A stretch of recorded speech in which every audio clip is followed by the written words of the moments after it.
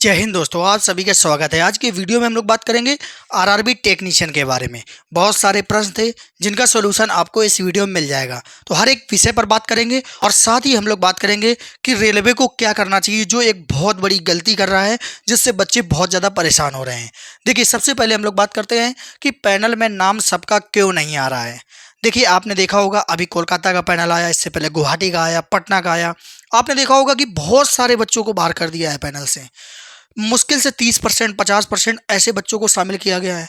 तो अब बात आती है कि कोलकाता में मात्र 30% को ही शामिल किया गया, तो ऐसा क्यों किया जा रहा है। देखिए, मैं आपको बता दूं, चाहे गुवाहाटी हो चाहे कोलकाता हो, सब में सेकेंड पैनल आएगा। क्योंकि आपको ऊपर ही लिखा मिल रहा है कि पार्ट फर्स्ट पैनल, तो सेकेंड पैनल तो आएगा। दूसरी चीज, बहुत सारे बच्चे पूछ रहे थे क्या दूसरी डीवी इतने बच्चों की आएगी जो अब्सेंट हैं।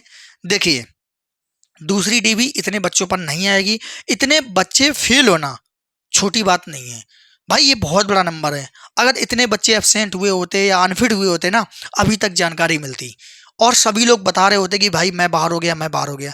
इतने बच्चे अनफिट नहीं हो सकते हैं और ना ही किसी जोन में इतने बच्चे होंगे। हाँ, अगर इनमें से 50 बच्चे या 60 बच्चे होते तो मैं इस चीज़ को मान जाता कि हाँ, इतने बच्चे तो एब्सेंट हो सकते हैं। लेकिन अब यहाँ पे आप देख लो, 600-700 बच्चों का क्या बाहर कर दिया जाएगा। तो भाई ऐसा नहीं है, इनका सेकेंड पैनल आना है। लेकिन हाँ, सेकेंड डीवी जरूर आएगी। सेकेंड डीवी हर एक जोन की आएगी, जितने भी जोन है, क्योंकि हर एक जोन में बच्चा अब्सेंट हुआ है, चाहे भले 10-20 क्यों ना अब्सेंट हुआ हो, चाहे वैकेंसी कितनी भी कम हो, लेकिन सेकेंड डीवी हर एक जोन की आएगी। अब उसके बाद बात करते हैं रेलवे को क्या करना चाहिए। देखिए, बहुत सारे बच्चे इस समय परेशान हैं कि पता नहीं मुझे कौन सा मेडिकल स्टैंडर्ड मिला है, कहीं मुझे बाहर ना कर दिया जाए। मेरे कट ऑफ के बराबर नंबर है, मुझे बाहर ना कर दिया जाए।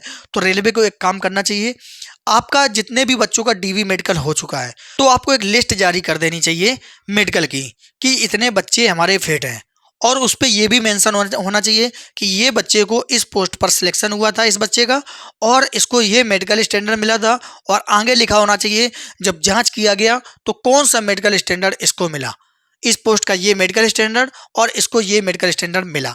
तो इससे बच्चों को ये तो पता चल जाएगा कि हाँ, मैं अपनी पोस्ट के लिए बिल्कुल एलिजिबल हूँ, मुझे कोई भी दिक्कत नहीं है। तो इससे क्या होगा, बहुत सारे बच्चे टेंशन फ्री तो हो जाएंगे। देखिए, पैनल आए या ना आए, अगर आप इतना भी बता देते हो, फिर पैनल आप 2 महीने बाद भी देते हो ना, तो बच्चों को टेंशन नहीं होगी। किसी जोन में अगर एक सिंगल बच्चा भी बाहर हो जाता है ना, तो ये सारे बच्चे इतना परेशान हो जाते हैं कहीं मेरा ही नंबर ना आ जाए बाहर होने का।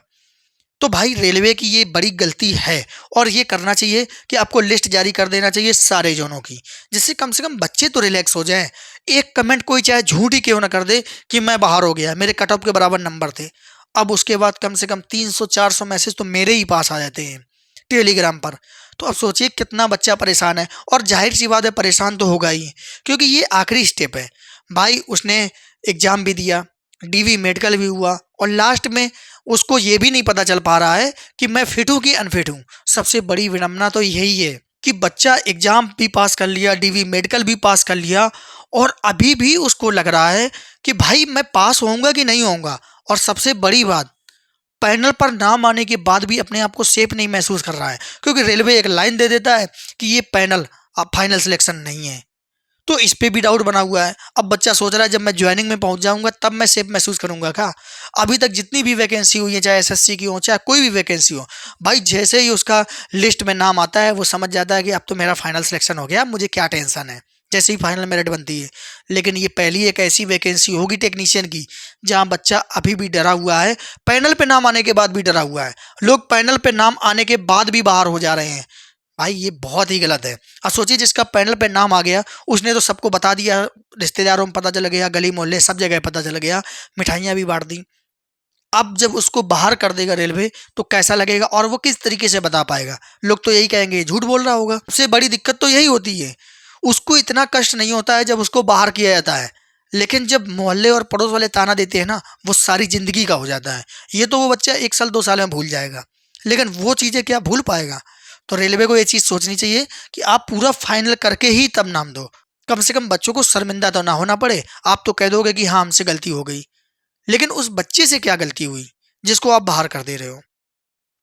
तो इस चीज पर विचार करना चाहिए रेलवे को, और जल्द से जल्द सारे जोन की जो लिस्ट है फिट और अनफिट की, वो जारी कर देनी चाहिए कि ये बच्चा फिट है या नहीं फिट है, वो अपना खुद ही देख लेगा। तो आप सभी लोग अगर नए हैं हमारे चैनल पर तो वीडियो को लाइक करके चैनल को जरूर सब्सक्राइब कर लेना, क्योंकि मैंने ये देखा है भाई 3-3 4-4 हज़ार व्यूज जा रहे हैं लेकिन सब्सक्राइबर अभी 700 हैं। अगर आप लोग वीडियो को लाइक करके चैनल को सब्सक्राइब करोगे तो जल्दी 1000 सब्सक्राइबर कंप्लीट हो जाएंगे। उसके बाद मैंने सोचा था कि मैं 10-10 मिनट के डेली लाइव सेशन ले लूंगा। जो आपके प्रश्न होंगे उनके प्रश्न के जवाब आपको लाइव में मिल जाएंगे।